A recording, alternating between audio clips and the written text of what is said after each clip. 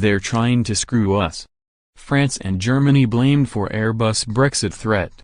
The aerospace giant held talks with MPs and ministers on Thursday, discussing the possibility of receiving taxpayers' cash and opening a new facility in the southern part of the UK. Following the meeting, Airbus CEO Tom Williams issued a stark warning to the government, saying as many as 14,000 British jobs could be at risk if the Brexit talks ended without a deal.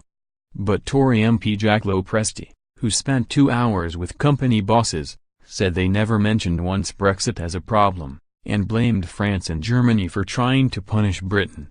Mr. Lopresti said during the meeting Airbus chiefs asked Business Minister Richard Harrington for government funding and invited the Prime Minister to open their new Wind of the Future facility at Filton, near Bristol.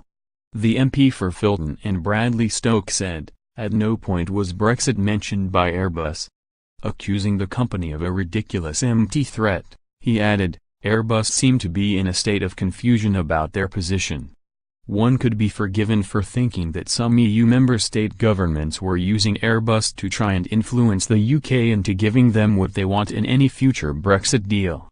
The MP argued the threat was driven by French and German government trying to screw us into accepting their terms for a Brexit deal. And he reminded this was not the first time Airbus, which made £2.7 billion profit last year, tried to use heavy-handed tactics over Brexit. The French company issued a first warning over the consequences of an EU withdrawal in April 2016. 7 executives wrote a letter to the UK staff where they spelled out their reasons for not backing vote leave. But they also said Airbus would not end its activities in the UK in the event of a vote to leave the EU, a position which seems to have changed in the last 2 years. On Friday, Mr. Williams said, "Far from Project Fear, this is a dawning reality for Airbus. Put simply, a no-deal scenario directly threatens Airbus' future in the UK." And Catherine Bennett, Airbus's senior vice president in the UK, added, "We don't deal in idle threats. We seriously believe a no-deal Brexit would be catastrophic."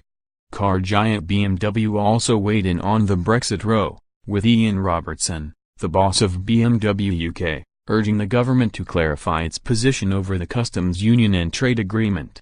Express.co.uk contacted Airbus but the company was not immediately available for a comment.